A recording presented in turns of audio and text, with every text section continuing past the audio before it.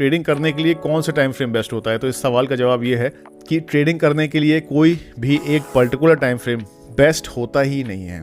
Best time frames depend करता है आपके ट्रेडिंग स्टाइल और कितनी ड्यूरेशन के लिए आप किसी ट्रेड को होल्ड करते हैं। उदाहरण के तौर पे एक स्विंग ट्रेडर कई हफ्तों के लिए या कई दिनों के लिए एक पोजीशन को, एक ट्रेड को होल्ड करता है, तो उसके लिए हो सकता है 1 डे, 1 आवर और 15 मिनट के जो टाइम फ्रेम्स हैं वो रेलेवेंट हो सकते हैं, इंपॉर्टेंट हो सकते हैं। और वहीं उसके कंपैरिजन में एक इंट्राडे ट्रेडर जो कि कुछ मिनटों या कुछ घंटों के लिए एक पोजीशन को होल्ड करता है, तो उसके लिए हो सकता है कि 1 आवर, 15 मिनट और 5 मिनट या 1 मिनट, 2 मिनट के टाइम फ्रेम्स इंपॉर्टेंट होंगे। और ऐसा इसलिए है क्योंकि जितना देर हम किसी ट्रेड को होल्ड करने का प्लान करते हैं, उतने ही लंबे ड्यूरेशन के ट्रेंड को हमें एनालाइज करना पड़ता है, उसके बारे में हमें पता होना ज़रूरी होता है। इसलिए एक short term intraday trader shorter time frames पर फोकस करता है और एक medium term swing trader short to medium term time frames पर फोकस करता है।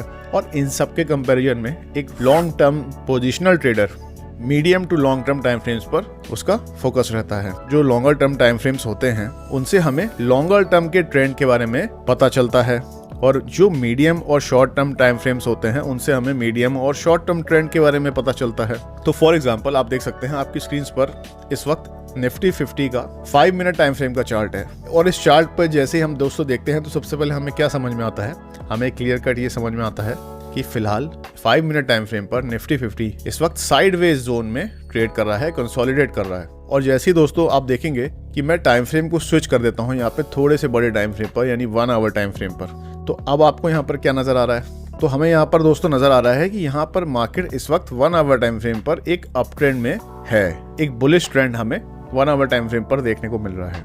और अगर मैं यहाँ पर फिर और ऊपर के टाइम फ्रेम पर स्विच करता हूँ, फॉर एग्जांपल यहाँ पर मैं डेली टाइम फ्रेम पर स्विच कर लेता हूँ, तो हमें यहाँ पर देखने को मिलता है कि मार्केट एक लॉन्ग टर्म करेक्शन के बाद, आप देखेंगे यहाँ पर सीरीज ऑफ लोअर हाइज और लोअर लो स्ट्रक्चर के साथ मार्केट एक डाउन ट्रेंड में थी, और एक लॉन्ग टर्म करेक्शन, एक बेयर मार्केट के बाद यहाँ पर हमें इस रेजिस्टेंस के ऊपर हमें एक चेंज ऑफ कैरेक्टर देखने को मिला। इस जो सीरीज ऑफ लोअर हाइज थे इसके ऊपर एक ब्रेकआउट मिला और एक चेंज ऑफ कैरेक्टर देखने को मिला, क्योंकि दोस्तों डाउन ट्रेंड में हमें लोअर हाई और लोअर लो फॉर्मेशन देखने को मिलती है, ना कि इस तरह से हायर हाई फॉर्मेशन।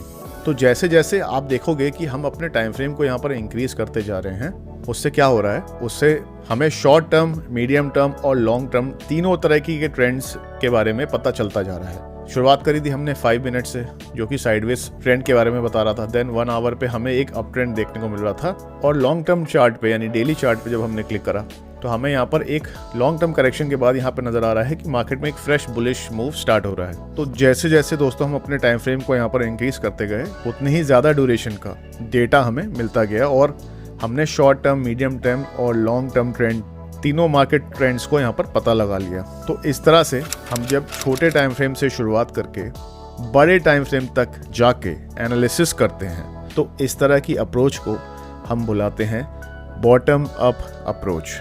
और जब हम हाई टाइम फ्रेम से शुरुआत करके लोअर टाइम फ्रेम तक जाकर एनालिसिस करते हैं, तो उस तरह की अप्रोच को, उस तरह के एनालिसिस को हम बुलाते हैं टॉप डाउन एनालिसिस अप्रोच। तो इस वीडियो में दोस्तों हम लोग टॉप डाउन एनालिसिस पर फोकस करेंगे, और मैं आपको सिखाऊंगा कि मल्टी टाइम फ्रेम एनालिसिस किस तरह से करना है using the top down approach. और अगर आप एक स्विंग ट्रेडर हैं या आप इंट्राडे ट्रेडिंग करते हैं, तो वीडियो आपके लिए काफ़ी ज़्यादा इंपॉर्टेंट रहेगा, स्पेशली उन लोगों के लिए जो कि इक्विटी और इंडेक्स ऑप्शंस में ट्रेड करते हैं। तो चलिए आगे बढ़ते हैं। तो यहाँ पर आप देखिए, हमारे लिए ऐसा इंट्राडे ट्रेडर जो कि काफ़ी शॉर्टर ड्यूरेशन के लिए ट्रेड्स को होल्ड करते हैं, उनके लिए 1 hour time frame, even 2 hour time frame काफ़ी ज़्यादा बड़े टाइम पीरियड के चार्ट्स हैं। बिकॉज आप देखोगे कि भाई हमें 5 से 10 मिनट किसी पोजीशन को होल्ड करना है, आधे घंटे, 1 घंटे किसी पोजीशन को मैक्स टू मैक्स होल्ड करना है। तो यहाँ पर आप देखोगे कि जो 1 घंटे का ट्रेंड है, ये कितने दिन के डेटा को यहाँ पर कवर कर रहा है, ये 25 अप्रैल से लेकर 15 मई, यानी इतना सा ये जो ट्रेंड आप देख रहे हो, ये जो अप ट्रेंड आप देख रहे हो, बुलिश ट्रेंड देख रहे हो, ये लगभग 1 महीने का डेटा है। तो for a intraday trader past 30 days का data is more than enough to consider it as a long term trend. तो for a intraday trader we start with the 1 hour time frame. जब हम बात करते हैं कि हमें 1 आवर चार्ट तो हमने ओपन कर लिया, अब हमें लेवल्स कैसे निकालने होंगे, तो दोस्तों कई लोग ये गलती करते हैं कि उस चार्ट को इस तरह से जूम आउट करते हैं और यहाँ पर वो जितने भी इंपॉर्टेंट लेवल्स उन्हें नज़र आते हैं वो उसे मार्क करना स्टार्ट कर देते हैं इस तरीके से। ये प्रीवियस हाई को भी वो मार्क कर लेंगे, ये इस हाई को भी वो मार्क कर लेंगे, देन वो इसके ऊपर ये जो प्रीवियस हाई है इसको भी मार्क कर लेंगे। तो वो पीछे का जितना सारा डेटा उन्हें नज़र आता जाता है वो उसको मार्क करते जाते हैं। जबकि दोस्तों ये बिल्कुल गलत अप्रोच है, क्योंकि दोस्तों ये पास्ट में जो हुआ है, ये जो लेवल्स हैं दोस्तों, ये ऑलरेडी मिटिगेटेड लेवल्स हैं। जो इनका रोल था एज अ सपोर्ट और रेजिस्टेंस, उसको ये ज़्यादातर प्ले कर चुके होते हैं, तो इनका ज़्यादा रेलेवेंस फिर आगे बचता नहीं है।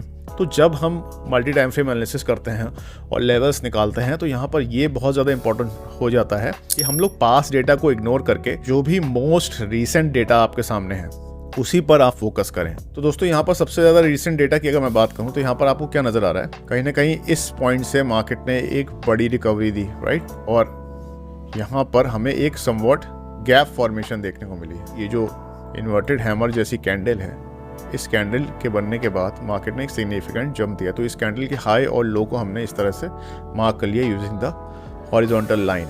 इसके बाद आगे बढ़ते हैं तो आप देखेंगे कि मार्केट में इस पॉइंट के ऊपर एक ब्रेकआउट आया, देन इस ब्रेकआउट के बाद एक फिर यहाँ पर एक लो बनते हुए नजर आया। अब इस लो के आसपास आप देखोगे, इस लो के आसपास यहाँ पर एक कंसोलिडेशन हमें देखने को मिली।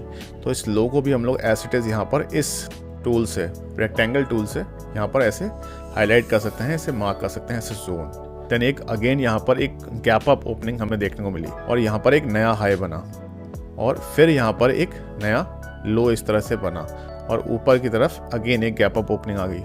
तो दोस्तों ये जो लो बना है यहाँ पर आप देखोगे, इस कैंडल के बनने के बाद, इन 2 कैंडल्स के बनने के बाद, या इनफैक्ट इन 3 कैंडल्स के बनने के बाद एक बड़ा सिग्निफिकेंट अप मूव आया मार्केट में, अगेन एक गैप अप देखने को मिला। तो इस पूरी हम इन 2 छोटी ग्रीन कैंडल्स को मार्क कर सकते हैं, या फिर हम इस रेड कैंडल को भी इंक्लूड कर सकते हैं, क्योंकि ये जो ग्रीन कैंडल्स हैं ये इस रेड कैंडल की बॉडी के अंदर ही हैं। सोल्ड दफ़ा बुलिश हरामी पैटर्न की तरह है ये।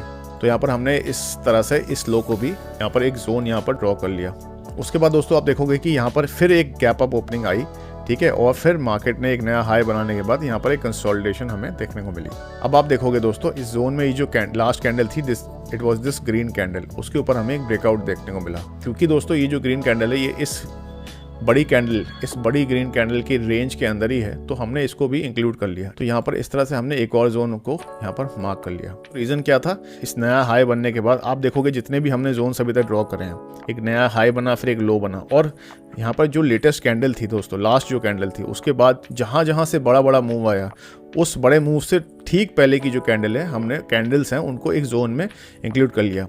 या तो हम इस लास्ट कैंडल पे फोकस करते हैं, बट क्योंकि ये जो रेड कैंडल के अंदर ही ये सारी छोटी छोटी कैंडल्स बनी है, इसलिए हमने इस पूरी जोन को इस रेक्टेंगल टूल से कवर कर लिया। इसी तरीके से दोस्तों ये जो बड़ा मूव आया, एक बड़ा मूव के बाद यहाँ पर थोड़ी देर प्राइसेस ने कंसोलिडेट किया, देन अगेन एक बड़ा मूव आया। तो इस बड़े मूव के बाद ये जो छोटी मोटी यहाँ पर कंसोलिडेशन देखने को मिल रही है हमने इस कंसोलिडेशन जोन को भी मार्क कर लिया, ठीक है। ये भी ऐसे डिमांड जोन वर्क कर सकती है और इसने किया भी, आप देखोगे। इसको हमने यहाँ पर मार्क कर लिया और मार्केट ने यहाँ पर इसको टैप किया और फिर एक अप मूव कंटिन्यू किया। अभी तक हमें ट्रेंड किस तरह से समझ में आ रहा है दोस्तों कि मार्केट एक बुलिश ट्रेंड में कैसे मूव कर रही है। पहले एक नया हाई बनता है, कंसोलिडेशन देखने को मिलती है, फिर एक नया लो बनता है, फिर अप मूव रिज्यूम होता है। आप देखोगे ना, यहाँ पूरा शुरुआत से लेकर अभी तक हमें यही स्ट्रक्चर देखने को मिल रहा है। तो मतलब up move then consolidation, up move then consolidation और एक लो। जहाँ जहाँ से दोस्तों बड़ा बड़ा मूव एक हमें देखने को मिल रहा था, हमने उनको इस तरह से रेक्टेंगल जोन से मार्क कर लिया, जो भी रिसेंट डेटा था हमारे पास। तो यहाँ पर आप देखोगे कंसोलिडेशन जोन थी, यहाँ पर एक इसके बाद एक बड़ा मूव आया, तो इस जोन को हमने मार्क कर लिया। मार्केट ने दोबारा इसको टैप किया और एक फिर अप मूव देने की कोशिश करी, लेकिन कहीं ना कहीं यहाँ पर ये जो लिक्विडिटी थी दोस्तों वो सफिशिएंट नहीं थी। तो मार्केट दोबारा से यहाँ पर टैप करने के लिए आती है, जो बायर्स नीचे मौजूद हैं लोअर लेवल्स पर, मार्केट उन लेवल्स तक वापस आती है और फिर से यहाँ से सिग्निफिकेंट बाइंग इंटरेस्ट देखने को मिलता है। अब आप देखोगे कि जो लेटेस्ट एक बिग मूव आया है उससे ठीक पहले ये कहीं ना कहीं एक ऐसा पॉइंट है, एक लो है, जहां से मार्केट ने एक नया लो बनाने के बाद थोड़ा कंसोलिडेट किया था। तो यहाँ पर ये सारी कैंडल्स देखोगे, अभी जो छोटी छोटी ग्रीन रेड कैंडल्स हैं, ये इस बड़ी रेड कैंडल के अंदर ही कहीं ना कहीं फॉर्म हुई है। तो ये एक लेटेस्ट लो है दोस्तों हमारे pass on the charts, 1 our chart, जहाँ से मार्केट ने नया लो बनाने के बाद और समवट कंसोलिडेट करने के बाद एक बड़ा मूव ऊपर की ओर दिया है। तो इसको भी हमने ऐसे डिमांड जोन यहाँ पर मार्क कर लिया। अब दोस्तों 1 आवर चार्ट पर हमारा एनालिसिस कंप्लीट हो गया है। हमें कहीं ना कहीं समझ में आ रहा है कि मार्केट में बुलिश ट्रेंड कंटिन्यू है एक बुलिश ट्रेंड में है मार्केट, एक अप ट्रेंड में है मार्केट, और यहाँ पर जो भी रिसेंट डिमांड जोन्स थी हमने उन्हें विद द रेक्टेंगल टूल यहाँ पर मार्क कर लिया। आपको लग रहा होगा कि आपने इस पास्ट डेटा को इग्नोर कर दिया है, लेकिन ऐसा नहीं है दोस्तों। अगर मैं इन जोन को ऐसे एक्सटेंड करता हूँ तो आप देखोगे कि ये जो पास्ट में मूवमेंट्स हैं ये इनको भी ये जोन्स ऑलरेडी देखिए कवर कर रही हैं। इसी तरह से ये जो एक जोन है पूरा आप देखो किसने पहले रेजिस्टेंस की तरह यहाँ पर काम किया है। तो इस तरह से आप देख सकते हैं कि जो हमने सिर्फ मोस्ट रिसेंट डेटा पर ही फोकस किया, लेकिन हमने पिछले जितने भी रेलिवेंट लेवल्स थे उनको भी कवर कर लिया बहुत आसानी से। अब हम लोग थोड़े से निचले टाइम फ्रेम पर चलेंगे, that is the medium term time frame, जो कि एक इंट्राडे ट्रेडर के लिए होगा 15 मिनट टाइम फ्रेम। यहाँ पर हम लोग दोस्तों सबसे पहले चीज़ क्या ऑब्जर्व करते हैं on the 15 minute time frame कि यस हमारा जो ऑब्जर्वेशन था रिगार्डिंग कि मार्केट एक अप ट्रेंड में है वो सही था। लेकिन यहाँ पर आप एक चीज़ नोटिस करोगे कि जैसे ही मार्केट में एक बड़ा अप मूव आता है प्राइसेस थोड़ी देर ठहरती हैं, कंसोलिडेट करती हैं। जैसे यहाँ से अगर हम शुरुआत करते हैं, इस अप मूव के बाद प्राइसेस ने इस लो लगाने के बाद एक थोड़ा कंसोलिडेट किया, देन अगेन एक अप मूव आया, फिर कंसोलिडेशन, फिर एक अप मूव, देन कंसोलिडेशन, यहाँ से अप मूव, फिर एक कंसोलिडेशन और एक अप मूव, और ऐसे साइडवेज मार्केट थोड़ी देर के लिए गई और फिर एक नया लो बनने के बाद ही यहाँ पर हमें अप मूव दोबारा कंटिन्यू होते हुए देखने को मिला। तो जहाँ तक हमने जितने भी रिसेंट इंपॉर्टेंट सपोर्ट लेवल्स थे उनको हमने मार्क कर लिया है।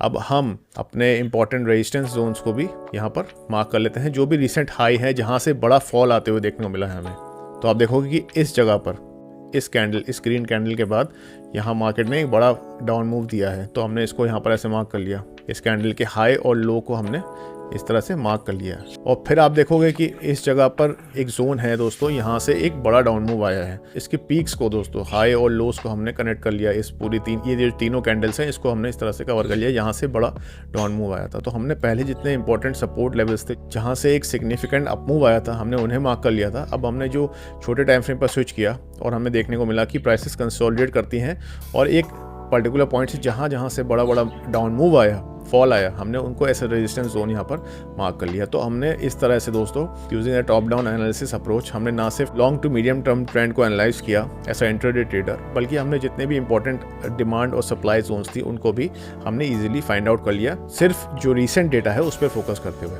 इसी तरह दोस्तों आप देखेंगे कि इस पॉइंट से भी एक बड़ा फॉल यहाँ पर मार्केट में हमें देखने को मिला है। इस पूरा वीक को कवर कर लेते हैं, एक जोन बना देते हैं basically using the horizontal line. तो यहाँ से भी एक बड़ा डाउन मूव आया था, तो इसको भी हमने ऐसा रेजिस्टेंस जोन, एक सप्लाई जोन मार्क कर लिया। तो we have marked all the important demand zones as well as we have marked all the important resistance या सप्लाई जोन्स। तो हमें दोस्तों लॉन्गर टर्म ट्रेंड 1 आवर और मीडियम टर्म ट्रेंड 15 मिनट देखकर इतना तो समझ में आ रहा है कि मार्केट एक अप ट्रेंड में है। लेकिन इस अप ट्रेंड के कंटिन्यू रहने से पहले, मतलब एक बड़े अप मूव के बाद पहले मार्केट कंसोलिडेट करती है, एक नया लो बनाती है, ज़्यादातर एक नया लो बनाती है, नीचे से लिक्विडिटी कलेक्ट करने के बाद फिर एक बड़ा अप मूव आता है। अगर आप सिर्फ इस पॉइंट से भी ऑब्जर्व करते हो तो यहाँ से आप देखोगे एक कंसोलिडेशन, एक बड़ा अप मूव, देन एक प्राइसेस ने कंसोलिडेट किया, फिर एक नीचे लो लगाया और लिक्विडिटी कलेक्ट करी, देन एक अप मूव कंटिन्यू हुआ।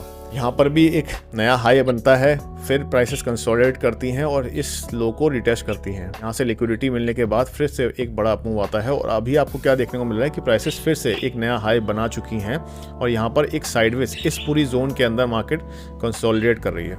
अब दोस्तों हम लोग 5 मिनट टाइम फ्रेम पर स्विच करते हैं, जो कि हमारा एंट्री टाइम फ्रेम होगा, ठीक है। क्योंकि अगर हमें लॉन्ग या बुलिश ट्रेड लेना है तो बेस्ट एंट्री के लिए दोस्तों हम लोग छोटे टाइम फ्रेम पर, हमारे एंट्री टाइम फ्रेम पर स्विच करेंगे।